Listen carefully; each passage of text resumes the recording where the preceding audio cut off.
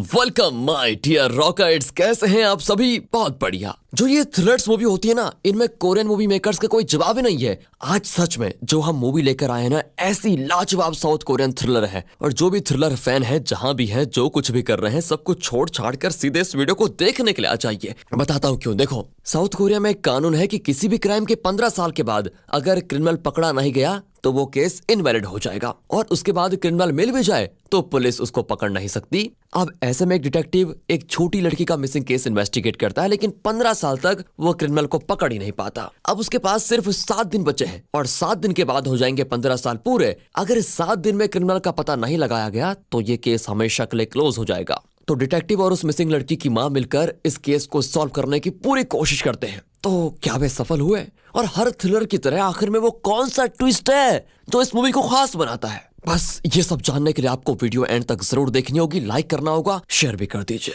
और हाँ, अगर आप चैनल पर नए हो तो सब्सक्राइब जरूर कर दीजिए। बस तो मूवी की शुरुआत होती है और पुलिस डिटेक्टिव चैंग को दिखाते हैं। उसके साथ है उसका पार्टनर सैम। दोनों शिरले नाम की एक औरत के घर पर जाते हैं, जहां वो कुछ केस फाइल्स को देखते हैं। दरअसल हुआ यह था कि 15 साल पहले शिरले की बेटी लापता हो गई थी। उस केस को चैंग ने इन्वेस्टिगेट किया था, लेकिन वो क्रिमिनल का पता नहीं लगा पाया, और इस बीच किडनैपर ने शिरले की बेटी का कत्ल कर दिया। अब 15 साल के बाद चैंग शिरले से मिल रहा होता है, लेकिन इतने सालों से शिरले ने अपनी तरफ से कई सारे एविडेंसेस कलेक्ट करके रखे होते हैं, जिनमें एक टेप होता है। सैम उसे प्ले करता है, उसमें बच्ची की चीख सुनाई देती है। वो तुरंत टेप निकाल देता है। अब शिरली पूछती है, मेरी बेटी के केस में कुछ पता चला क्या? चैंग की बोलती बंद हो जाती है। अब सैम बताता है कि हमारे देश के कानून के मुताबिक क्राइम के 15 साल के अंदर अगर क्रिमिनल पकड़ा नहीं गया तो वो केस बिना सॉल्व के क्लोज कर दिया जाएगा। उसके बाद तो हम उस क्रिमिनल को पकड़ भी नहीं सकते। और आपकी बेटी के केस में 15 साल होने में सिर्फ 1 हफ्ता बचा हुआ है। अगर उसके अंदर हमें कातिल नहीं मिला तो ये केस भी क्लोज हो जाएगा। और ये सुनकर शिरली चौंक जाती है कि ये कैसा अन्याय है।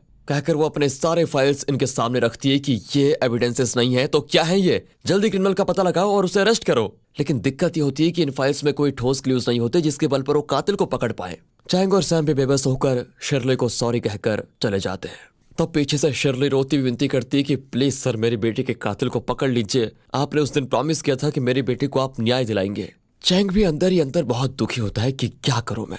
वहां से वो सीधे हाईवे पर आता है जहां शिरले की बेटी की मौत हुई थी। वहां उसे कुछ विजुअल्स दिखते हैं। उस जगह पर कोई एक गुलदस्ता रखकर गया था। उसे लगता है कि शायद शिरली ने अपनी बेटी की याद में फूल रखे होंगे। वो शिरली को कॉल करके पूछता है तो वो कहती है, मैंने तो उस मनु जगह पे जाना ही छोड़ दिया। मैं वहां कभी नहीं जाऊंगी जहां मेरी बेटी की मौत हुई थी। तो पहला क्वेश्चन, ये गुलदस्ता किसने रखा? अब चैंग को शक होता है कि कहीं ये कातिल ने तो नहीं रखा। फूल जरा मुरझाए हुए होते हैं, जिससे पता चलता है कि यहाँ पर इसे रखे हुए 10 या 15 घंटे हुए होंगे, यानी कि आधी रात को किसी ने इसे यहाँ पर रखा होगा। तो अब चैंग वहां रखे हुए सीसीटीवी कैमरास को देखता है और उसका फुटेज चेक करने लगता है। रात के ठीक 1:15 को एक आदमी पास के जंगल से निकलकर हाईवे पर आता है और गुलदस्ता रख कर चला जाता है। यही नहीं, जाते वक्त वो कैमरे को भी एक नजर से देखता है, पर उसका फेस क्लियर नहीं था। अब चैंग को लगता है कि वो जो कोई भी है वो मुझे चैलेंज कर रहा है, और ये भी कह रहा है कि ये लो, मैं कैमरे में भी आ गया, मुझे पकड़ कर दिखाओ। चैंग को भी ये चैलेंज मंजूर होता है और वो उसी रात को सैम को लेकर जंगल के अंदर जाता है। उसे यकीन है कि कातिल ने यही अपनी गाड़ी रोक कर रखी होगी और पैदल चलकर ही वो हाईवे पर आया होगा। और जैसी उम्मीद थी, जंगल में उन्हें गाड़ी के टायर के निशान मिल जाते हैं और वो उसके पैटर्न की फोटो भी ले लेते हैं। अब चैंग गैस करता है कि यहाँ गाड़ी छोड़कर वो हाईवे पे गया, वहां फूल रखकर वो उसी रास्ते आया और यहाँ से गाड़ी निकालकर इस तरफ गया होगा, क्योंकि इस साइड को सीसीटीवी कैमरा कवर नहीं करता। यानी ये एक ब्लाइंड स्पॉट है। तो अब उसका पता कैसे लगाए? That's challenging.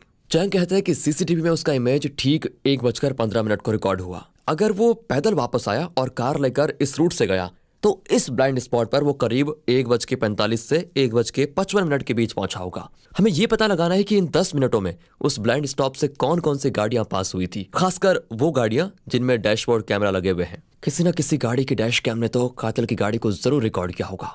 फिर क्या था, अपनी खोज वो करते हैं शुरू। उन्हें एक ऐसी गाड़ी मिलती है जिसके डैश कैम रिकॉर्डिंग में ठीक 1:53 को एक ब्लैक कलर की कार पास होती है। लेकिन प्रॉब्लम यह होती है कि उसमें लाइसेंस प्लेट नंबर नहीं होता। मतलब पॉसिबिलिटी है कि यह जरूर उसी कातिल की कार होगी, लेकिन अब प्रॉब्लम यह है कि बिना नंबर की गाड़ी को ढूंढे कैसे। चैंग बार बार उस फुटेज को देखता है तो उसे विंडशील्ड पर एक स्टिकर चिपका हुआ दिखता है। चैंग फिर ऐसे स्टिकर वाले कार को तलाशने लगता है और एक दिन वैसी ही कार उसको दिख जाती है जो उसने सीसीटीवी फुटेज में देखी थी। लेकिन अब प्रॉब्लम यह है कि इस कार का लाइसेंस प्लेट नंबर है। फिर भी चैंग को शक तो होता है और वो इस कार के टायर पैटर्न को कातिल के कार के टायर पैटर्न से वेरीफाई करता है तो वो एकदम मैच। और यही नहीं, इस कार के विंडशील्ड में भी वैसा ही स्टिकर लगा होता है। अब चैंग आसपास देखता है कि ये कार है किसकी आखिर। तभी एक आदमी चैंग को देखकर चुपचाप वहां से चला जाता है। बारिश हो रही थी तो उसने छतरी पकड़ी हुई थी। चैंग उसे फॉलो करता है लेकिन भीड़ में कातिल कहीं गुम हो जाता है। फिर अचानक वो कातिल को ट्रेस कर ही लेता है और उसे चेस करता है, लेकिन वो फिर बच निकलता है। अब वहां के कुछ स्टोर्स में चैंग चेक करता है। तभी एक रेस्टोरेंट में वो उसी आदमी को देखता है जो एक टेबल पर न्यूज़पेपर पढ़ने के बहाने अपना चेहरा छुपाकर बैठा होता है। उसके पास एक गीली छतरी भी रखी होती है। अब चैंग उसका चेहरा देखने वाला होता है कि वो झट से वेट्रेस को धक्का देकर वहां से भाग निकलता है। चैंग भी तुरंत उसके पीछे भागता है। कातिल बाहर शिरली को भी धक्का देकर भाग जाता है। चैंग को उसका पीछा करते हुए देखकर शिरली समझ जाती है कि यही कातिल है और चैंग उसे पकड़ने की कोशिश कर रहा है, लेकिन चैंग की किस्मत खराब होती है और कातिल अपनी कार में जल्दी से निकल जाता है। बेचारा चैंग मायूस खड़ा होता है क्योंकि 15 साल पूरे हो चुके हैं और वो कुछ नहीं कर पा रहा है अभी तक। पर शिरली कहती है कि अभी भी 15 साल पूरे नहीं हुए हैं, 2 घंटे अभी भी बचे हुए हैं। उसके अंदर हम लाइसेंस प्लेट नंबर से उस कार को ट्रेस कर सकते हैं। अब चैंग बताता है कि नहीं ऐसा नहीं हो सकता क्योंकि वो लाइसेंस प्लेट नंबर फेक था। मैं सच में इस केस में फेल हो गया हूँ। ये सुनकर शिरली बहुत दुखी होती है कि अब मेरी बेटी को न्याय कैसे मिलेगा। चैंग केस के सारे एविडेंसेस को जलाने लगता है जिसमें कातिल की ड्राइंग भी होती है। तब शिरली का वॉइस मैसेज आता है कि मुझे कुछ लोगों पर शक है, मैं आपको उनके नाम भेजूंगी, आप सिर्फ मुझे उनकी इन्फॉर्मेशन दे दीजिए, हम कातिल को जरूर पकड़ पाएंगे। पर चैंग तो बेचारा गिव अप कर चुका था। वो शिरली का मैसेज इग्नोर ही कर देता है। कातिल की ड्राइंग चल रही होती है लेकिन अचानक बारिश होती है और आग बुझ जाती है। अगले दिन कातिल एक छोटे लड़के को अपना टारगेट चुन चुका था। वो उसे फॉलो करने लगता है, लेकिन उस लड़के को भी जरा शक होता है तो वो घबराकर मम्मी मम्मी करके चिल्लाने भी लग जाता है। कातिल फिर उसका पीछा करता है लेकिन इतने में वो अपने घर पहुंच जाता है और कातिल को फिर खाली हाथ लौटना पड़ता है। अब वो फिर इस बच्चे को किडनैप करने की कोशिश नहीं करेगा क्योंकि वो फंस सकता है, इसलिए वो अपना एक नया टारगेट फिक्स कर लेता है। एक बुजुर्ग अपनी पोती के साथ मजे से खेल रहा होता है। तभी घर के अंदर फोन रिंग करता है। बुजुर्ग फोन उठाने जाता है तो कॉल ही कट हो जाती है। वो फिर बाहर आने वाला होता है कि फिर से फोन रिंग करता है। वो फिर फोन उठाने जाता है लेकिन फिर वो बंद हो जाता है। अब बुजुर्ग बाहर आकर देखता है तो पार्क में उसकी पोती होती नहीं। अब ये बुजुर्ग आदमी जिसका नाम एंथनी है, वो पुलिस में कंप्लेंट करता है कि मेरी पोती अचानक से कहीं लापता हो गई है। पुलिस उसके घर में कैमरा, कॉल ट्रैकिंग सिस्टम वगैरह सेट करके बैठे होते हैं ताकि अगर किडनैपर फिरौती के लिए कॉल करे तो वो उसको ट्रेस कर सके। एंथनी फिर से पार्क में जाता है। तभी फिर एक कॉल आता है, पर एंथनी के फोन पर नहीं बल्कि वहां ग्रास में रखे हुए एक और फोन पर। वो कॉल अटेंड करता है तो उसमें उसकी पोती की चीख सुनाई पड़ती है। फिर वो अंदर बैठे पुलिस को इशारा करता है कि किडनैपर कॉल कर रहा है। फिर वो उस कॉल को ट्रेस करने की कोशिश में पूरी तरह जुट जाते हैं। तब किडनैपर कहता है कि तुम्हारी पोती मेरे पास है। अब घर के अंदर बच्ची की माँ जिसका नाम किम है, उसे किडनैपर कॉल करता है। पुलिस फिर उस कॉल को ट्रेस करने लगती है। किडनैपर कहता है कि मुझे $50,000 दे दो, मैं तुम्हारी बेटी को छोड़ दूंगा, लेकिन हाँ अगर पुलिस को पता चला तो अपनी बेटी का मरा हुआ मुंह देखोगी। किम भी बेचारी रोती हुई कहती है नहीं मैं किसी को कुछ नहीं बताऊंगी, प्लीज मेरी बेटी को कुछ मत करना। पर तभी अचानक से पुलिस ऑफिसर का फोन नीचे गिरता है और उसमें से आवाज निकलती है। किडनैपर समझ जाता है कि वहां पुलिस है जो उसकी लोकेशन ट्रेस कर रही है। वो तुरंत उस लोकेशन को छोड़ देता है। यहाँ किम तो डर के मारे बेहोश हो जाती है कि पता नहीं किडनैपर मेरी बेटी के साथ अब क्या करेगा। तब इन्हें पता चलता है कि किम एक हार्ट पेशेंट है और कुछ साल पहले उसका ऑपरेशन भी हुआ था। इतने में वो किडनैपर का लोकेशन ट्रेस कर लेते हैं और वहां पहुंचते भी है, पर कातिल तो वहां से फरार हो चुका है। तभी उनको एक सिगरेट का टुकड़ा मिलता है जिसे वे एविडेंस के तौर पर रख लेते हैं। यहाँ कहानी जाती है फ्लैशबैक में। जब चैंग शर्ली से बताने गया था कि अब तुम्हारी बेटी के केस में 15 साल हो चुके हैं और अब कुछ नहीं हो सकता क्योंकि हमें कोई क्लू नहीं मिल रहा, लेकिन शर्ली अगले ही दिन उस रेस्टोरेंट में जाती है जहां से बारिश के दिन वो कातिल भागा था। शर्ली रेस्टोरेंट वाले से पूछती है कि बारिश वाले दिन एक आदमी यहाँ आया और वेट्रेस को धक्का देकर भाग गया था, क्या तुम उसको जानते हो? वो कहता है मैंने उसका चेहरा तो नहीं देखा लेकिन वो उस टेबल पर बैठा था। शर्ली उस टेबल पर जाती है तो वहां नीचे उस आदमी की छतरी रखी होती है। शर्ली उसे उठाकर देखती है तो उसमें एक बैंक का नाम होता है। वो उस बैंक में जाकर पूछती है कि आप ऐसी छतरियां किन कस्टमर्स को देते हैं? वो कहते हैं कि ये तो हम अपने वीआईपी कस्टमर्स को देते हैं। शर्ली कहती है कि क्या आप मुझे उनके नाम दे सकते हैं? पर वो इनकार कर देते हैं कि कस्टमर्स की इन्फॉर्मेशन किसी और को देना इलीगल है। शर्ली अपने देश के कायदे कानून भले ही ना जानती हो, पर वो ये जरूर जानती है कि पैसा हर इलीगल काम को लीगल बनाने की शक्ति रखता है। इस बारे में आपकी क्या सोच है दोस्तों? कमेंट से बताना। शर्ली उस स्टाफ को अकेले में मिलकर पैसे देती है तो अगले 5 मिनटों के अंदर शर्ली के हाथ में होती है वीआईपी कस्टमर्स की लिस्ट। शर्ली ने इसी बारे में उस दिन चैंग को बताने के लिए कॉल किया था, लेकिन तब चैंग ने कॉल नहीं उठाया क्योंकि वो तो निराश हो चुका था। फिर शर्ली ने उसको वॉइस मैसेज भेजा। चैंग तब तक तो गिव अप कर चुका था और एविडेंसेस को जलाने लगा था। तब उसने शर्ली का वॉइस मैसेज सुना कि मुझे कुछ लोगों पर शक है, आप मुझे उनकी इन्फॉर्मेशन दे दीजिए, लेकिन तब भी चैंग ने उसे इग्नोर कर दिया था। पर शर्ली ने गिव अप नहीं किया था, आखिर माँ जो ठहरी। अगले दिन वो एक एक करके उस लिस्ट में दिए हुए सारे वीआईपी कस्टमर्स के घर जाकर पूछताछ करने लगी। एक एड्रेस पर एक पुराना घर होता है। शर्ली अंदर जाती है तो देखती है वहां एक कैलेंडर में हर दिन पर क्रॉस मार्क लगा होता है और शर्ली की बेटी के केस में जिस दिन 15 साल पूरे होते हैं उस दिन को सर्कल किया होता है। शर्ली समझ जाती है कि यही है इस कातिल का घर। तभी कातिल दरवाजे पर आता है। शर्ली तो डर के मारे एकदम फ्रीज हो जाती है। पर कातिल अंदर नहीं आता बल्कि वहां से चला जाता है। पर इस बारे में शर्ली चैंग को कुछ नहीं बताती और अब प्रेजेंट में दिखाते हैं कि पुलिस एंथनी की बेटी को जल्द से जल्द ढूंढना चाहती है क्योंकि एंथनी गायब है और किम जो कि एक हार्ट पेशेंट है, बेटी के न मिलने पर वो शायद मर भी सकती है। इसलिए पुलिस को कमर कसकर काम करना होगा। यहाँ कातिल एक ट्रक चला रहा होता है जिसके अंदर एक बॉक्स है। इसी बॉक्स में उसने एंथनी की पोती को बंद करके रखा हुआ है। रास्ते में फिर एक पुलिस कार आती है पर कातिल बिना टेंशन के आराम से चल रहा होता है। अचानक बॉक्स के अंदर से बच्ची आवाज करने लगती है। कातिल गाड़ी को तुरंत एक सुनसान रास्ते पर लेकर जाता है ताकि पुलिस उसकी आवाज न सुन ले। अब वो बॉक्स खोलता है तो बच्ची बचने की कोशिश करती है, लेकिन कातिल उसका मुंह पकड़कर उसके मुंह पे टेप लगा देता है और बॉक्स को बंद कर देता है। यहाँ घर पर किम किडनैपर के कॉल का इंतजार कर रही होती है। किडनैपर कॉल करता है तो किम कहती है, मुझे अपनी बेटी से बात करनी है, प्लीज उसे फोन दे दो। किडनैपर कहता है कि थोड़ी देर में तुम्हारे घर के पास एक गार्बेज ट्रक आएगा, उसमें चेक करो, तुम्हें पता चल जाएगा कि तुम्हारी बेटी ठीक है। बेचारी किम भागकर सड़क की ओर आती है और उस गार्बेज ट्रक को रोककर कचड़े के बीच जाकर चेक करती है। वहां उसकी बेटी की एक फोटो होती है जिसमें वो एक घर में खड़ी है। किडनैपर ने अभी अभी ये फोटो क्लिक करके भेजी थी। अब किम की जान में जान आती है कि बच्ची बिल्कुल ठीक है। पुलिस उस फोटो का बैकग्राउंड चेक करती है कि कहीं उसमें कोई क्लू तो नहीं है। तब वो समझ जाते हैं कि ये हूबहू 15 साल पहले शिरली की बेटी के किडनैपिंग पैटर्न से मैच करता है। वो तुरंत चैंग से मिलते हैं जिसने उस केस को हैंडल किया था। चैंग बताता है कि शिरली की बेटी के केस में भी किडनैपर ने इसी तरह गार्बेज ट्रक में उसकी बेटी का फोटो भेजा था। मतलब 15 साल बाद वह कातिल फिर एक किडनैपिंग कर चुका है और उस बच्चे की जान को खतरा भी हो सकता है। तब उसे याद आता है कि उस दिन बारिश की वजह से कातिल के बारे में जो कलेक्ट किए हुए एविडेंसेस थे वो पूरी तरह जले नहीं थे। अब वो उनको चेक करता है। पुलिस ऑफिसर पूछता है, क्या पैसे देंगे तो वो बच्ची को छोड़ देगा क्या? चैंग कहता है, नहीं, 15 साल पहले हमें भी यही लगा था और शिरली एक बैग में पैसे लेकर उसके बताए हुए रेलवे स्टेशन पर भी गई। कातिल की बताई हुई जगह पर वो बैग रखकर चली गई, लेकिन हम उस बैग पर नजर रखे हुए थे। तब एक ट्रेन आई, उसमें मिलिट्री के कई लोग आए और उस भीड़ में हमने कातिल को मिस कर दिया, लेकिन उसने बड़ी शातिरी से पैसे के बैग को उठाया और एक नकली नोटों वाला बैग वहीं पर रखकर चला गया। अब पुलिस ऑफिसर पूछता है कि तो 15 साल के बाद वो फिर से उसी मेथड से किडनैपिंग क्यों कर रहा है? चैंग कहता है, जाहिर है वो पुलिस डिपार्टमेंट पर हंस रहा है कि इनको देखो ये कुछ नहीं कर पा रहे हैं। वो पुलिस वालों को चैलेंज कर रहा है कि मैं बार बार क्राइम करूंगा तो मुझे पकड़ कर दिखाओ अगर हो सके तो। अब पुलिस ऑफिसर ये सारी बातें अपने सीनियर ऑफिसर को बताता है जो किम के घर पर है। तभी किम को आता है किडनैपर का कॉल। वो कहता है कि आज दोपहर को $50,000 का एक बैग रेलवे स्टेशन में रख दो। सीनियर ऑफिसर चौंक जाता है कि तो एग्जैक्टली वही बोल रहा है जो चैंग ने कहा था। इसी बीच चैंग और सैम किडनैपर के बताए हुए स्टेशन के पहले वाले स्टेशन में जाकर उस ट्रेन में चढ़ जाते हैं। चैंग को लगता है कि 15 साल पहले कातिल मिलिट्री वालों के साथ आया और पैसे लेकर वो मेन रोड से तो निकला नहीं होगा, वो जरूर रेलवे ट्रैक से भागकर ही बच निकला होगा। चैंग और सैम भी ट्रेन से उतरकर उसी ट्रैक पर वेट करते हैं। तब वो देखते हैं कि मिलिट्री यूनिफॉर्म में एक आदमी बैग लेकर वहां से भाग रहा है। चैंग और सैम उसको चेस करते हैं। किडनैपर बैग को दीवार के उस तरफ फेंक देता है। चैंग और सैम उस आदमी को आखिरकार पकड़ ही लेते हैं और उसका चेहरा देखकर चैंग एकदम शॉक। ये और कोई नहीं, एंथनी है। वो उसे कस्टडी में ले लेते हैं। अब एंथनी बताता है कि सच में क्या हुआ था। उस दिन जब पुलिस एंथनी के घर पर किडनैपर का कॉल ट्रेस कर रही थी तो अचानक एंथनी पार्क से गायब हो गया। दरअसल किडनैपर ने एंथनी को कॉल करके कहा था कि तुम्हारी पोती मेरे पास है। फिर उसने एंथनी को एक जगह पर बुलाया था। एंथनी भी जंगल के पास गया जहां पर एक शेड था। एंथनी अंदर गया तो किसी ने शेड का दरवाजा ही बंद कर दिया। बड़ी कोशिश के बाद दरवाजा खुला। वो बचकर बाहर आया तो उसकी कार में एक लेटर लिखा था कि अगर तुम अपनी पोती को जिंदा चाहते हो तो रेलवे स्टेशन से पैसे का बैग उठा लाओ। एंथनी कहता है, इसलिए मैं उस बैग को उठाकर भागा था और दीवार के उस तरफ बैग को फेंक दिया। पर पुलिस उसकी बात पर यकीन नहीं करती क्योंकि उस पब्लिक फोन के पास उन्हें जो सिगरेट का टुकड़ा मिला था उस पर एंथनी के फिंगरप्रिंट्स थे।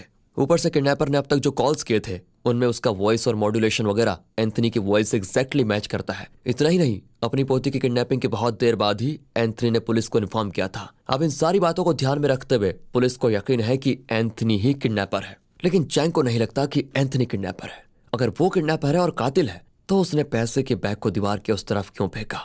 वो उसे लेकर बच निकल सकता था।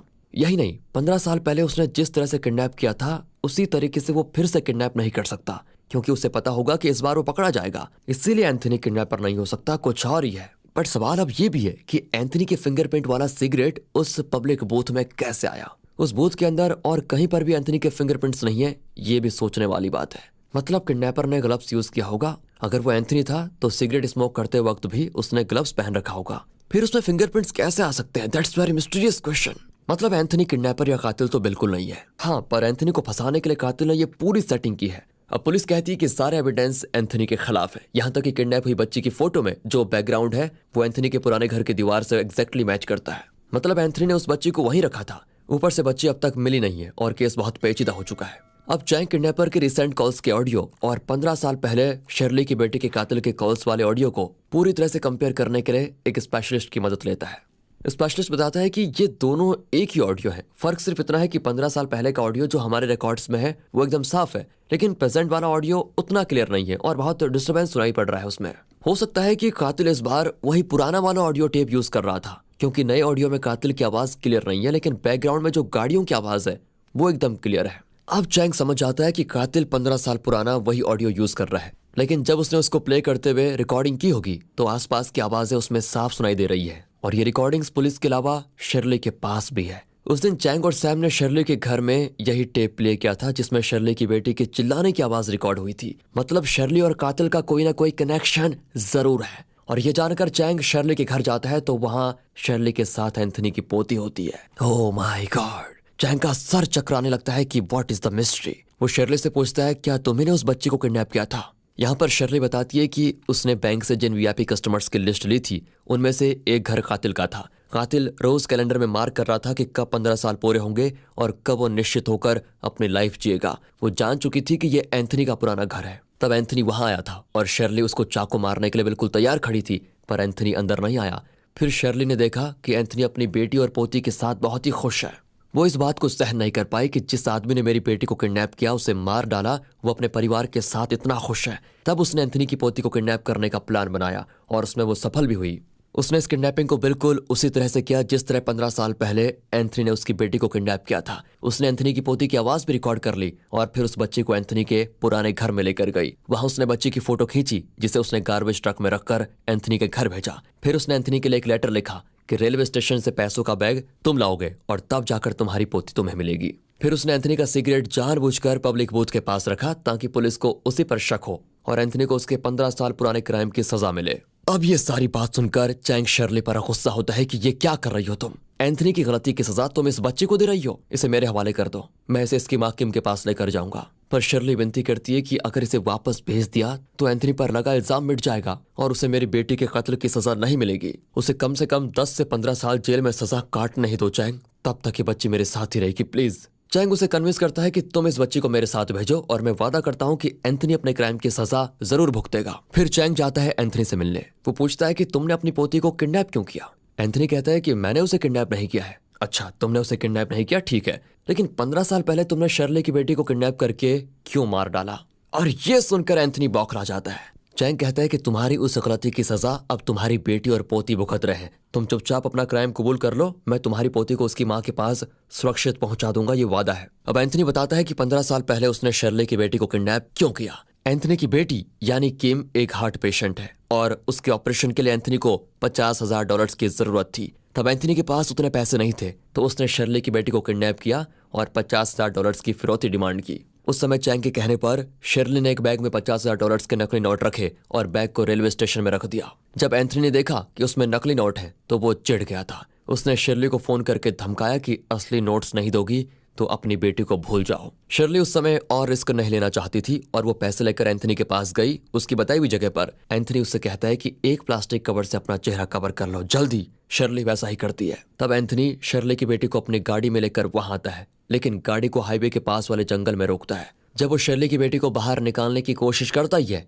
तो वो एंथनी पर हमला करके वहां से भागने लगती है। एंथनी भी उसके पीछे पीछे भागता है। बच्ची एक चट्टान पर चढ़ने लग जाती है, लेकिन बदकिस्मती से अंधेरे में वो ठीक से नहीं देख पाती और चट्टान के किनारे पहुंच जाती है, जहां उसका पैर फिसलता है और वो नीचे हाईवे पर गिर जाती है। उस समय शर्ली के कहने पर चैंग अपनी कार में ही आ रहा था और बच्ची सीधे उसके कार के आगे गिरती है। चैंग चौंक कर दूसरी तरफ कार घुमाता है, उसका भी एक्सीडेंट हो जाता है। शर्ली अपनी बेटी की लाश को हाथ में लिए फूट फूट कर रोती है, लेकिन इसी बीच एंथनी शर्ली की गाड़ी से पैसे निकालकर वहां से चला जाता है फटाफट। फिर वो अपनी बेटी किम का हार्ट ऑपरेशन करवाता है और अपनी बेटी और अपनी पोती के साथ खुश रहने लग जाता है। पर उसे पछतावा भी होता है कि वो एक छोटी बच्ची की मौत का कारण बन गया है, इसलिए हाईवे पर उस बच्ची की याद में वो गुलदस्ता छोड़ता था। लेकिन उसी गुलदस्ते से ही चैंग और शर्ली की इन्वेस्टिगेशन फिर से शुरू हुई और अब एंथनी फंस चुका था। एंथनी के रिकॉर्डेड स्टेटमेंट के आधार पर उसे जेल की सजा सुनाई जाती है। फिर चैंग किम को उसकी बेटी लौटा देता है। दूसरी ओर शर्ली जंगल के एक पेड़ के पास जाकर कहती है, बेटी तुम्हें न्याय दिलाने में मैं सफल रही। ये कहकर वो उस पेड़ से लिपट जाती है और उसका दिल अब जरा हल्का हो जाता है और इसी के साथ मोन्टाज नाम की मूवी दोस्तों यहाँ पर खत्म होती है। इस मूवी में बताया गया है कि कोई गलती करता है तो उसकी सजा उसे जरूर मिलती है, लेकिन ऐसा होता क्या है बताओ? जहाँ जुर्म करने वाले आजाद घूमते हैं, वहाँ मासूम और सच्चाई के लिए लड़ने वाले लोग जेल की सलाखों के पीछे सड़ते हैं। खैर, अगर ये वीडियो आपको अच्छी लगी हो, स्टोरी अच्छी लगी हो, एक्सप्लेनेशन में मजा आया हो तो लाइक कीजिए, चैनल को सब्सक्राइब। मिलते हैं अगली वीडियो में, तब तक के लिए गुड बाय, ख्याल रखिए अपना, and finally thanks for watching.